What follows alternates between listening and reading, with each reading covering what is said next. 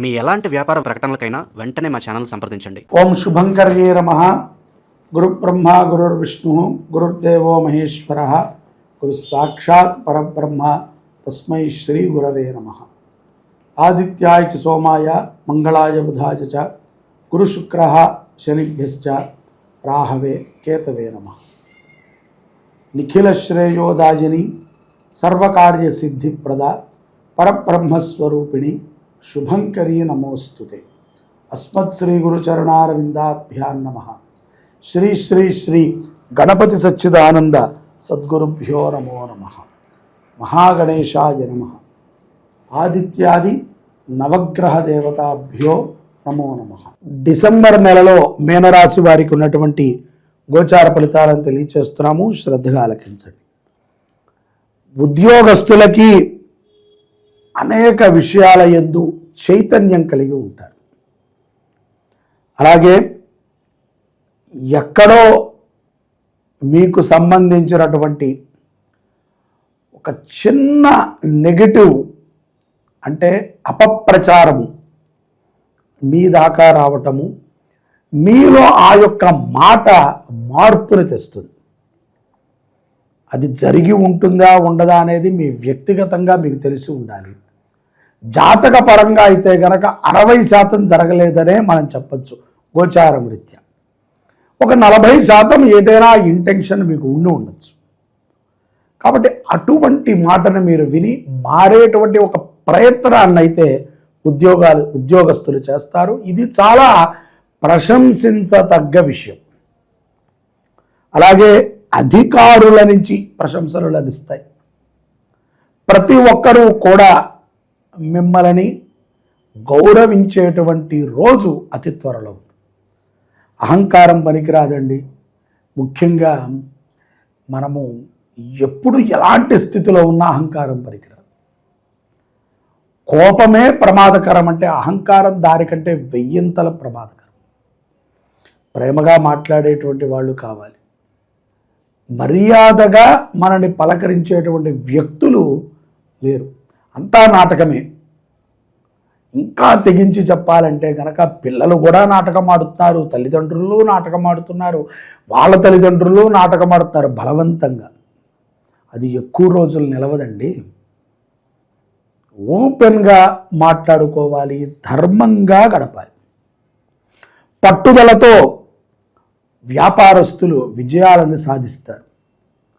అధికారులని కలవటముతో పాటుగా మీనరాశిలో ఉన్నటువంటి వ్యాపారస్తులు తమ తమ శాఖలని అభివృద్ధి చేసే విధముగా ఆలోచనలు చేస్తారు. కొత్త కొత్త పార్ట్నర్లు కూడా వ్యాపారస్తులతో కలిసి ఈ యొక్క ప్రయాణంలో వారితో పాటు కలుస్తారు, వారితో పాటు ఉంటారు, వారితో పాటుగా ఈ యొక్క వ్యాపారంలో భాగస్వాములు అవ్వటానికి ఇష్టపడతారు. ఇక్కడ కొన్ని సందర్భాలను బట్టి స్త్రీలు కూడా తమ తమ యొక్క వైఖరిని మార్చుకునేటువంటి ప్రయత్నాన్ని చేస్తారు.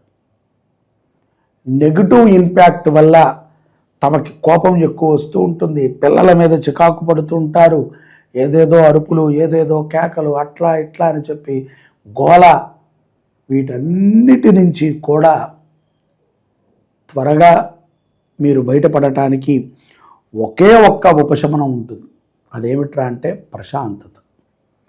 మనకి లేదు అనుకుంటాం కానీ ఎక్కువ ప్రశాంతత ఉన్నది మీనరాశి వారికి అని నేను చెప్తాను.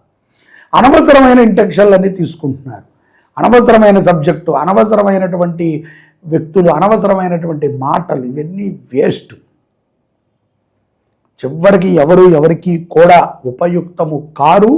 తద్వారా మీరు ఎంతో ఇబ్బందిని కూడా లోనవుతూ ఉంటారు. ఇక మనము ఒక పంచగకారాలు అని అంటూ ఉంటారు, మీరు విన్నారో లేదో. గోవు, గ్రామదేవత, గురువు, అలాగే గుడి, భగవద్గీత, గీత, ఈ యొక్క పంచగకారాలు అంటారు. దీంట్లో మొట్టమొదటిది గోవు. దాని నుంచి మళ్ళీ ఒక 5 ఉద్భవించాయి. అలాగే గుడి, దాని నుంచి మనకి ఎంతో జ్ఞానం ఇచ్చింది. సో ఈ ద్వితీయార్థములో మంచి పరిశోధనని చేయడానికి ప్రయత్నం చేయండి. సనాతన ధర్మం గురించి పూర్తిగా అవగాహనని తెచ్చుకోండి. విదేశాలలో ఉన్నటువంటి మీనరాశి జాతకులు అయితే కనుక ఈ ప్రయత్నం ఆల్రెడీ గోచారం రీత్యా చేస్తూ ఉండాలి. వారికి ఏదైనా మంచి అవగాహన కూడా కలిగి ఉంటుంది. సదస్సులను పెడతారు, ప్రముఖులని కలుస్తారు, ఎంతోమంది వేత్తలతో మాట్లాడుతూ ఉంటారు. వారికి తోచిన విధంగా ధర్మ సేవని చేయటానికి మీనరాశి జాతకులు ముందుకు వస్తారు. ఆరోగ్యం పట్ల శ్రద్ధను తీసుకోండి. భార్య ఆరోగ్యము కోసమై మీనరాశి జాతకులు కొంత చింతిస్తారు. వారి కోసమై కొంత ఏదైనా పెద్ద పెద్ద విషయాల కోసం ఉంటే మీరు దానికి తగు నిర్ణయాలను తీసుకుని ముందుకు సాగండి. స్వజాతకాన్ని మీనరాశి జాతకులు ఒకసారి పరిశీలన చేసుకుని జాతకంలో ఏవైనా దోషాలు ఉంటే వాటి పరిహారాన్ని తక్షణమే ఆచరణ చేయండి. ఆలస్యం చేయకండి. ఉన్న పళంగా ఉద్యోగం ఊడిపోతుంది కొంతమందికి. ఎందుకంటే ఈ ద్వితీయార్థములో కొన్ని ప్రవేశ మార్గాల్లో రివర్స్ వస్తూ ఉంటాయి. అలాంటి సమయంలో టప్ అంటూ ఏం లేదు, రాత్రి వచ్చి ఉదయం మళ్ళీ మీటింగ్ ఉంది, అన్నీ సర్దుకున్నాక వెళ్ళాక ఉద్యోగం పోయిందండి అంటారు. ఇప్పుడు ఏం చేయాలి స్వామి, అర్జెంటుగా చేసేయండి, మీరు చెప్పారు మాకు ఏదో ఒకటి చేసేయండి, ₹10 పావలాకుండా అప్పుడు ఏం చేయలేము మనం. కాబట్టి అన్ని స్థితులు బాగున్నప్పుడు నిరంతరము నవగ్రహాలని ఆరాధన చేయండి. ఇది ఈ నెలలో జరగకపోతే నెక్స్ట్ మంత్ ఆపై మంత్ జరగచ్చు కదా. ఉద్యోగమే కదా ప్రాణాహుతి అయిపోయింది ఇప్పుడు మనకి.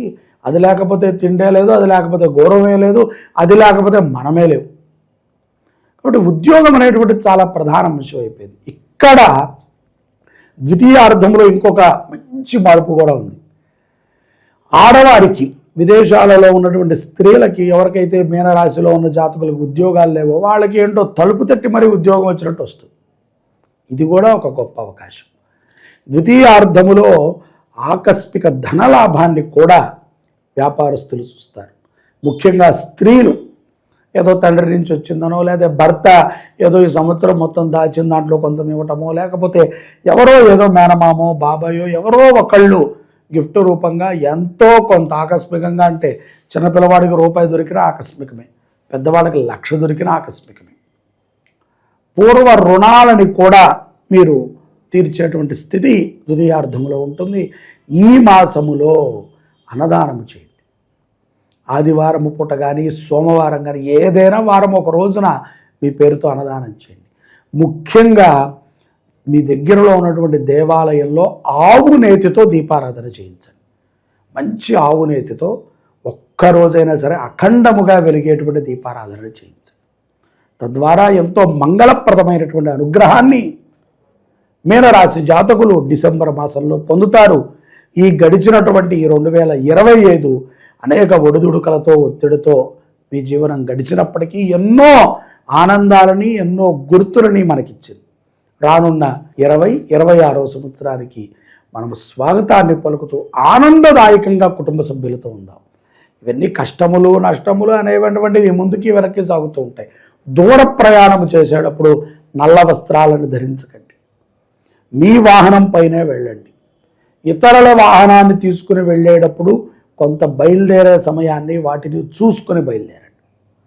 శుక్రవారము పూట అమ్మవారి దర్శనాన్ని స్త్రీలు కంపల్సరిగా చేయండి. కంపల్సరిగా వివాహమైనా అవ్వకపోయినా ఎవరైతే ఆడవాళ్ళు ఉన్నారో అందరూ శుక్రవారము పూట డిసెంబర్ మాసములో అమ్మవారిని దర్శనం చేయటం ద్వారా దృష్టి దోషముల నుంచి బయటపడతారు. శుభ పరిణామాలను మీరు పొందాలని భావిస్తూ మీ అందరికీ కూడా మంగళము కలుగుగాక. శివాయ గురవే నమః. ఈ యొక్క మార్గశిర మాసము చాలా విశేషమైనటువంటిది. ఈ యొక్క మార్గశిర మాసములో ఆరుద్ర నక్షత్రము మరింత గొప్ప విశేషమైనటువంటిది. డిసెంబర్ 7వ తారీఖు ఆరుద్ర నక్షత్రం. ఈ రోజున శివుడు జన్మించినటువంటి, అంటే శివుణ్ణి బ్రహ్మ విష్ణువు పరమేశ్వరుడిగా గుర్తించినటువంటి రోజు. దీనికి చరిత్రలో చాలా గొప్ప పురాణాన్ని నిక్షిప్తం చేసి పెట్టారు. శివ పరంపర ప్రారంభమైనది ఎప్పుడయ్యా అంటే మార్గశిరములో వచ్చినటువంటి ఆరుద్ర నక్షత్రం.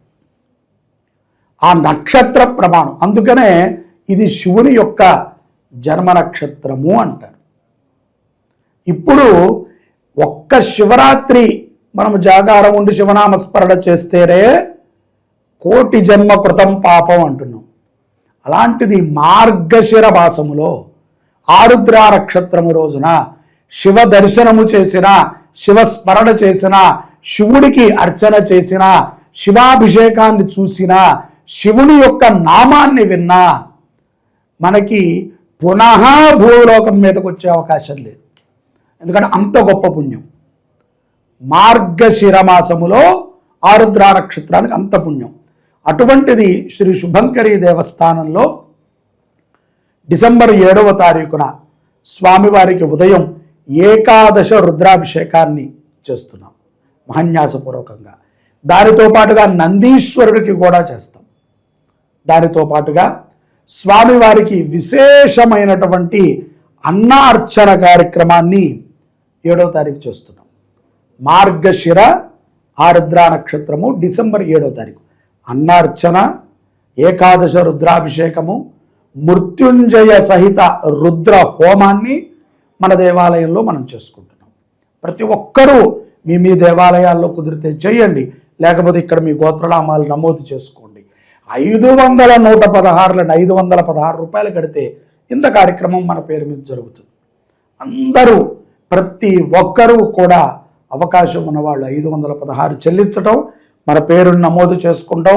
మన యొక్క శుభంకరి ఫేస్బుక్లో లైవ్ పెడతారు, మన భక్తి సమాచారం వాళ్ళు కూడా లైవ్ ఇస్తారు. అందరూ ఆ రోజు శివదర్శనం చేయాల్సిందే, ఆ రోజు శివదర్శనం చూడాల్సిందే.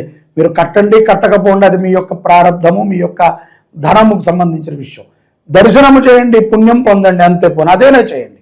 చూడండి, ఫేస్బుక్లో చూడండి, యూట్యూబ్లో చూడండి, లైక్ చేయండి, ఒక నమస్కారం పెట్టుకోండి, చాలు. శివ దర్శనం అంత పుణ్యం. మార్గశిర ఆరుద్ర నక్షత్రము అది రేపు డిసెంబర్ 7వ తారీఖున అందరూ కార్యక్రమంలో పాల్గొనండి. పరమేశ్వరుడి యొక్క సంపూర్ణ అనుగ్రహాన్ని పొందండి. జై శుభంకరి.